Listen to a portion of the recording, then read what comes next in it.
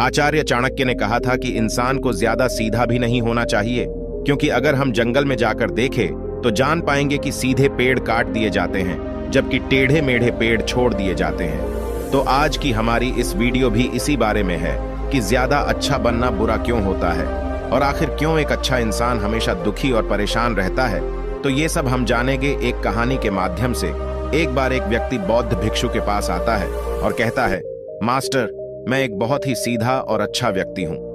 इतना सीधा कि आपने आज से पहले मुझसे सीधा व्यक्ति नहीं देखा होगा। मैं हमेशा ही सबकी मदद करने की कोशिश करता हूं, सबको खुश रखने की कोशिश करता हूं, लेकिन सब मेरा फायदा उठाते हैं, मेरा मजाक बनाते हैं और कोई भी मुझे गंभीरता से नहीं लेता। यहां तक कि मेरे घर वाले भी मेरी इज्जत नहीं करते और ना ही घर के किसी महत्वपूर्ण काम में मेरी राय लेते, जबकि अपने दोनों भाइयों की तुलना में मैं सबसे ज्यादा काम भी करता हूं।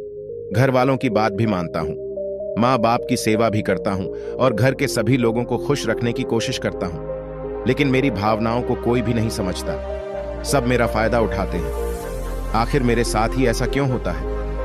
व्यक्ति की पूरी बात ध्यान से सुनने के बाद बौद्ध भिक्षु बोले, किसने कहा कि तुम एक सीधे और अच्छे व्यक्ति हो? असल में तुम एक अच्छे व्यक्ति होने का दिखावा कर रहे हो। यह सुन उस व्यक्ति को बुरा महसूस हुआ, लेकिन वो फिर भी बौद्ध भिक्षु की बात सुनता रहा। बौद्ध भिक्षु ने उससे पूछा, अच्छा बताओ कि तुम हर व्यक्ति की मदद क्यों करना चाहते हो? क्यों तुम सबको खुश रखने की कोशिश करते हो? व्यक्ति ने कहा, ताकि सामने वाला मुझे भी खुश रखे, मेरी बात माने, मेरी इज्जत करे, मेरी भावनाओं को समझें और मुझे एक अच्छा इंसान माने। बौद्ध भिक्षु ने कहा, बस यही तुम्हारी समस्या है कि तुम दूसरों को खुश रखने का प्रयास कर रहे हो ताकि वो भी तुम्हें खुश रखे। तुम अपनी खुशी दूसरों के अंदर ढूंढ रहे हो। तुम दूसरों की नजरों में अच्छा और खुद की तारीफ सुनने के लिए सामने वाली की जी हुजूरी कर रहे हो और फिर उम्मीद कर रहे हो कि सामने वाला भी तुम्हारे साथ ऐसा ही व्यवहार करेगा। तो ऐसा नहीं होता, क्योंकि कोई भी ऐसे व्यक्ति को गंभीरता से नहीं लेता जो लोगों की हर बात में हाँ मिलाता है। अब मैं तुम्हें कुछ ऐसी आदतें बताता हूं जो तुम और तुम्हारे जैसे खुद को अच्छा मानने वाले लोगों के अंदर होती हैं। पहली आदत, खुद को अच्छा मानने वाले लोग ये दिखाने की कोशिश करते हैं कि वो लोगों का ध्यान रखते हैं। उन्हें लोगों की चिंता है, इसीलिए वह सबकी मदद करने पहुंच जाते हैं, फिर चाहे सामने वाले को उनकी मदद की जरूरत हो या ना हो। दूसरी आदत, खुद को अच्छा मानने वाले लोग दूसरों से खुद की तारीफ के भूखे होते हैं, इसीलिए वो ज्यादातर मौकों पर वही काम करते हैं जिससे सामने वाला खुश हो और उनकी तारीफ करे। अगर उन्हें लगता है कि किसी काम से सामने वाला नाराज हो जाएगा तो वह उस काम को हाथ तक नहीं लगाते।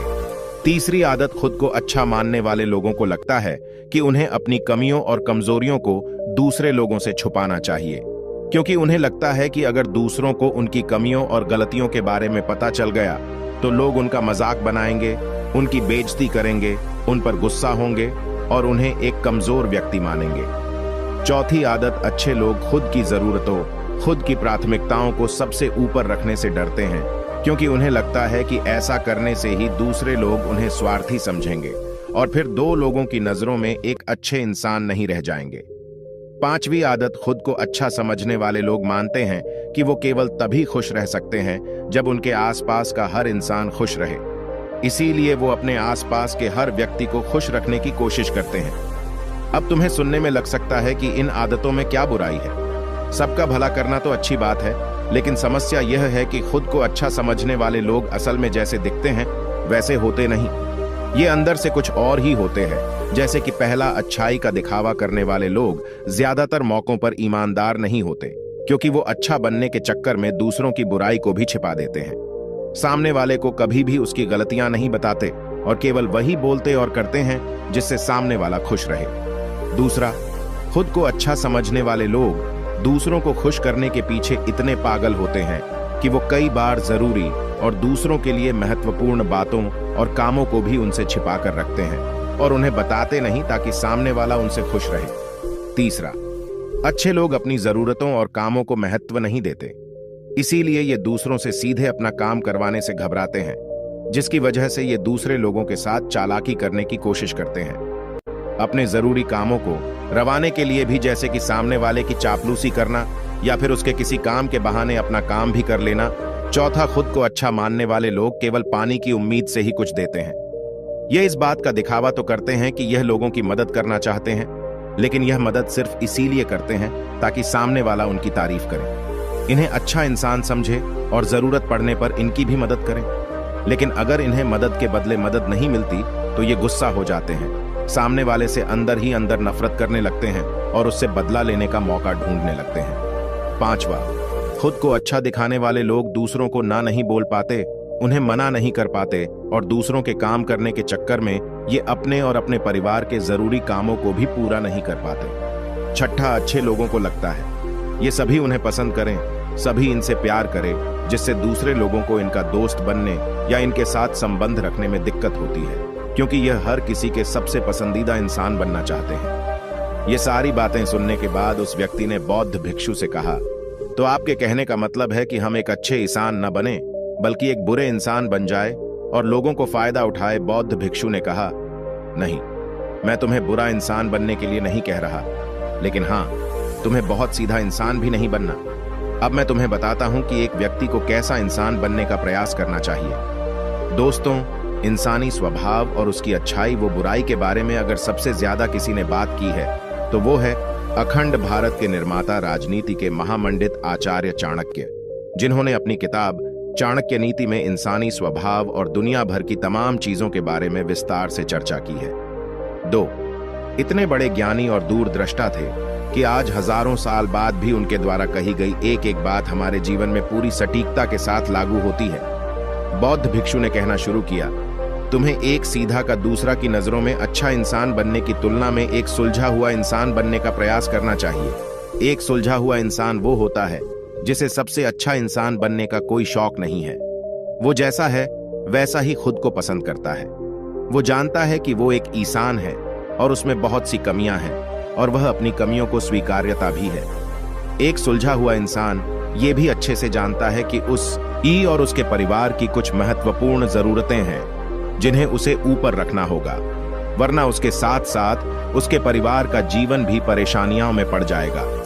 हो सकता है कि उसकी ऐसी सोच की वजह से उसके आसपास के लोग, उसके मित्र या रिश्तेदार उससे नाराज हो जाए, लेकिन वो इसे भी स्वीकारता है।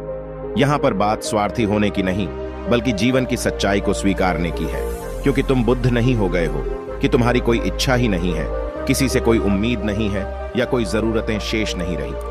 तुम एक साधारण इंसान हो और एक साधारण इंसान की सोच के साथ अगर तुम सबको खुश रखने का प्रयास करोगे तो तुम हमेशा दुखी रहोगे, क्योंकि तुम्हारी भी सामने वाले से उम्मीदें बढ़ेंगी और जब वो उम्मीदें पूरी नहीं होंगी तो तुम दुखी हो जाओगे। इसीलिए जो इंसान ये कहता है कि मैं सबकी मदद करूंगा, सबको खुश रखूंगा और मुझे बदले में किसी से कुछ भी नहीं चाहिए, यहां तक कि अपनी तारीफ भी नहीं, तो पहले उस इंसान को बुद्धत्व प्राप्त कर लेना चाहिए, क्योंकि एक आत्मज्ञान को प्राप्त व्यक्ति ही किसी से कोई उम्मीद नहीं रखता, पर क्योंकि आत्मज्ञान को प्राप्त करना सबके बस की बात नहीं है। इसीलिए तुम्हें इस जीवन के सत्य को स्वीकारना होगा और खुद को शोषण का शिकार, वह दुखी होने से बचाने के लिए एक सीधा इंसान बनने की बजाय एक सुलझा हुआ इंसान बनने का प्रयास करना होगा। अब मैं तुम्हें बताता हूं कि एक सुलझे हुए इंसान में क्या क्या विशेषताएं होती है।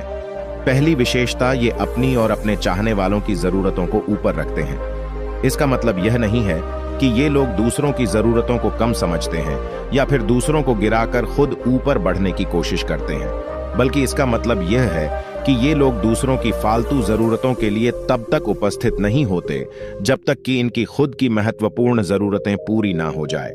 हालांकि अगर कोई इंसान सच में मुसीबत में फंसा हुआ है और उसे इनकी सहायता की सख्त जरूरत है, तभी अपने महत्वपूर्ण काम को पीछे रहकर भी उसकी सहायता के लिए उपस्थित हो जाते हैं और ये अपने से कमजोर और जरूरतमंद लोगों की भी अपनी हैसियत के अनुसार सहायता करने के लिए तैयार रहते हैं। ये बस अपना बेवजह शोषण नहीं होने देते और इस बात पर भरोसा रखते हैं कि अगर इन्हें सच में किसी की सहायता करनी है तो पहले इन्हें उसकी सहायता करने के लायक बनाना होगा, और लायक को सक्षम बनने के लिए इन्हें अपनी जरूरतों का भी ध्यान रखना होगा, क्योंकि अगर एक इंसान खुद ही बहुत ज्यादा बीमार है तो फिर वो दूसरे बीमार व्यक्ति की सेवा कैसे कर सकता है।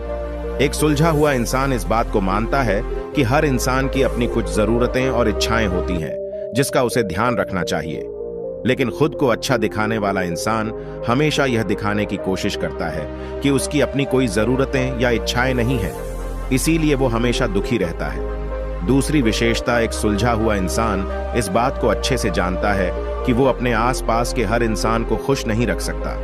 इसीलिए वो केवल उसी इंसान को खुश रखने का प्रयास करता है जो उसके लिए मायने रखते हैं, जो सच में उससे प्यार करता है, उसकी परवाह करता है।